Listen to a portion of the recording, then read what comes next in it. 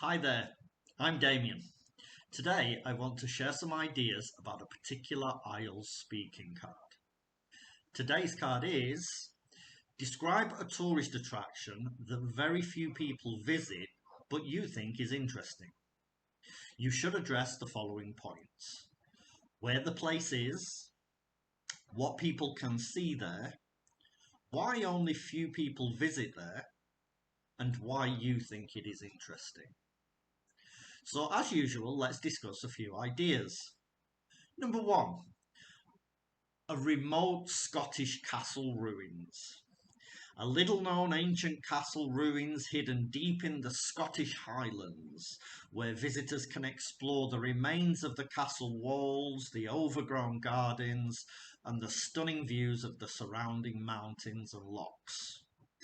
It might be because the castle is difficult to reach, requiring a long hike through rugged terrain, which discourages many tourists. And I think it's interesting because the solitude and the untouched beauty of the ruins offer a glimpse into Scotland's rich history, providing a unique and peaceful experience far away from the typical tourist spots. So idea number two could be a cave system. There's a beautiful one in Mexico. It's a series of hidden caves located near the town of Quetzalan in Mexico.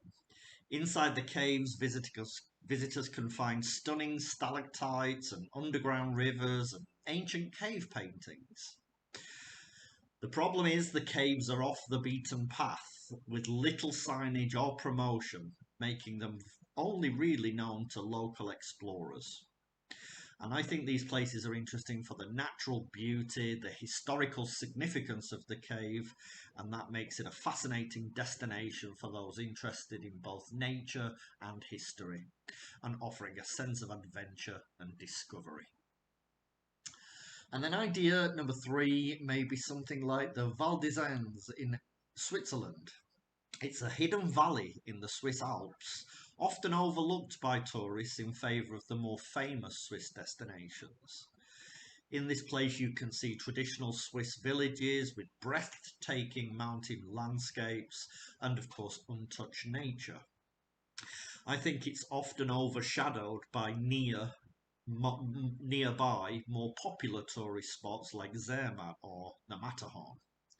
But I think Val d'Isens offers a more authentic and serene experience of Swiss culture and nature, and of course away from the crowds, making it a perfect retreat for those looking for tranquility and natural beauty. So we have three ideas. Now it's time for a sample answer, of course with the usual range of grammar and vocab. I've chosen to talk about the remote Scottish castle. When I think of a truly remarkable tourist attraction that is often overlooked, Dunnottar Castle in Scotland immediately springs to mind. It's situated on the northeastern coast of Scotland. This medieval fortress is perched on a cliff that dramatically overlooks the North Sea, and I had the pleasure of visiting this incredibly stunning site last summer, and I must say it was an experience that left me absolutely captivated. Dunnottar Castle is not just a place, it's a journey back in time. The ruins, although weathered by centuries, still stand remarkably strong, whispering tales of the past.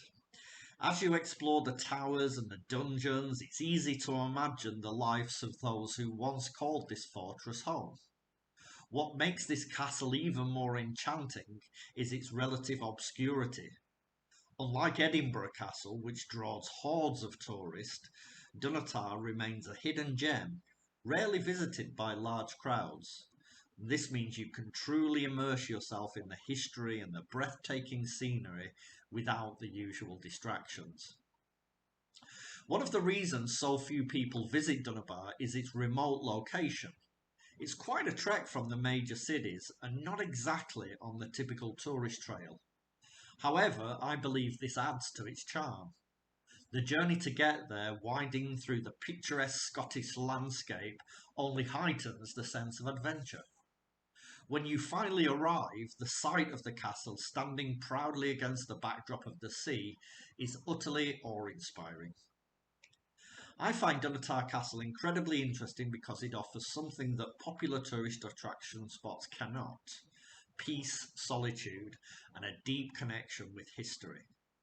Standing on those ancient grounds with the wind from the North Sea whipping through your hair, you can't help but feel a part of something much larger than yourself.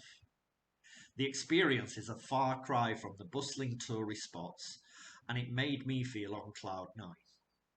If you ever find yourself in Scotland, I strongly recommend taking the road less travelled to discover this remarkable fortress.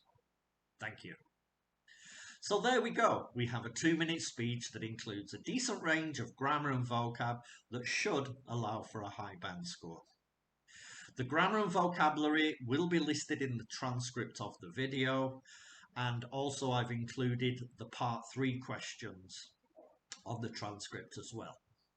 Please don't forget to like, share and subscribe to my channel for more IELTS videos, or visit my website PassIELTSPlus to book a one-to-one lesson.